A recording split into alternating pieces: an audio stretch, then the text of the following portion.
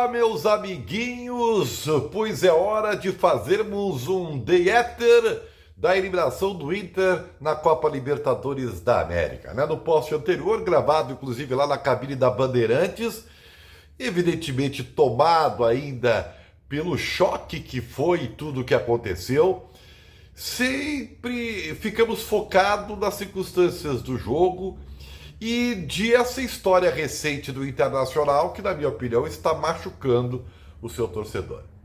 Agora é o momento, quase 24 horas, de analisarmos as consequências possíveis de mais um fracasso. E especialmente porque nós estamos diante de um clássico Grenal. E porque a realidade do Inter que se impõe neste momento é simplesmente fato a luta para não se aproximar do Z4 no Campeonato Brasileiro.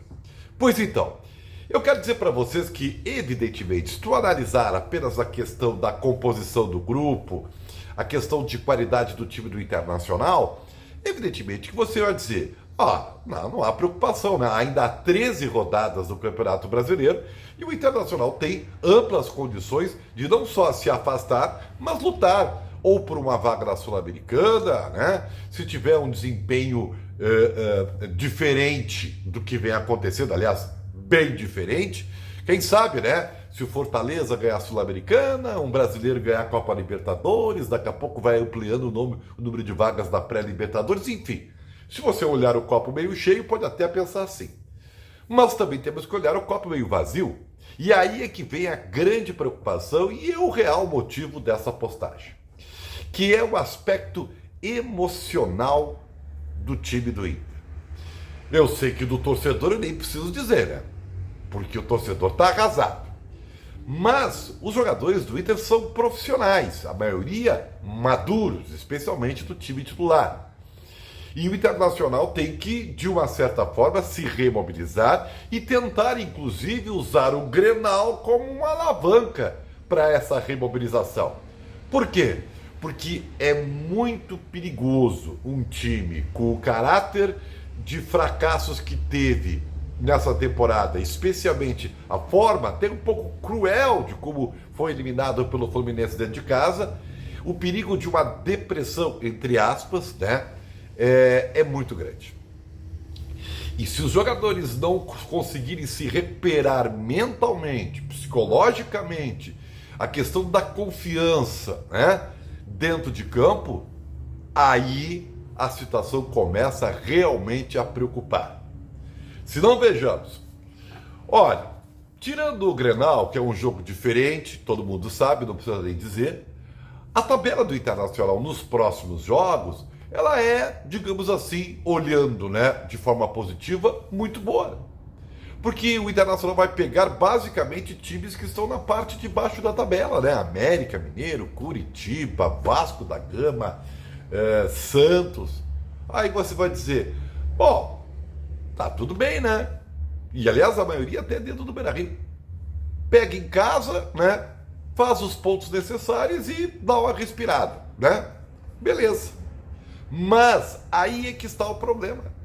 Se esse time do Internacional emocionalmente ficar ladeira abaixo, esses adversários que teoricamente, como mais fracos, seria uma oportunidade para o time, né, subir na tabela, serão confrontos diretos na briga pelo Z4.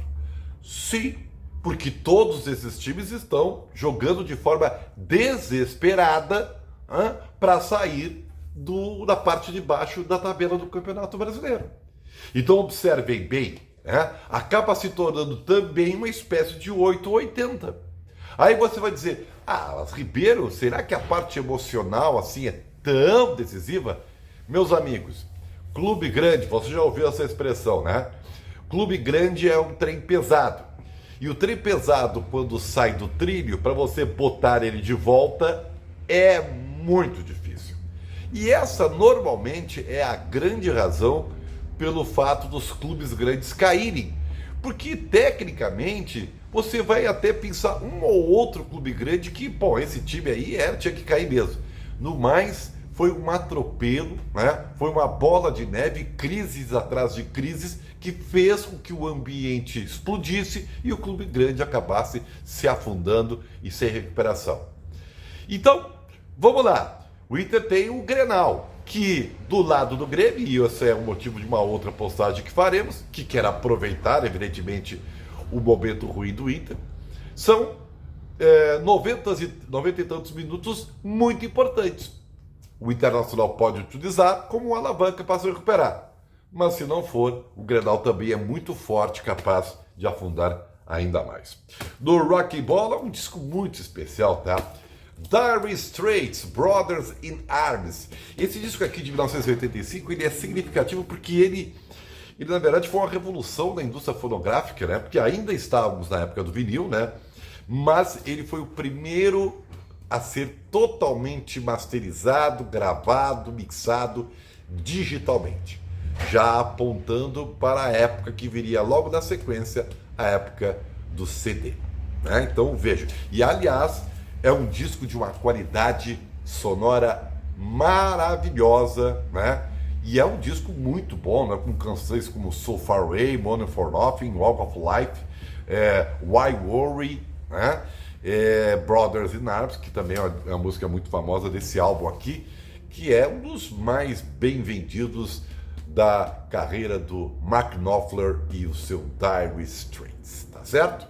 Esse disco aqui, se você por acaso não conhece, o que é difícil, vai lá no Spotify, no Tidal, Deezer ou coisa parecida, porque você vai gostar, né? Além do Mark Knopfler ser um guitarrista de mão cheia, tá bem? Valeu, gente, um abraço, sério, tamo junto.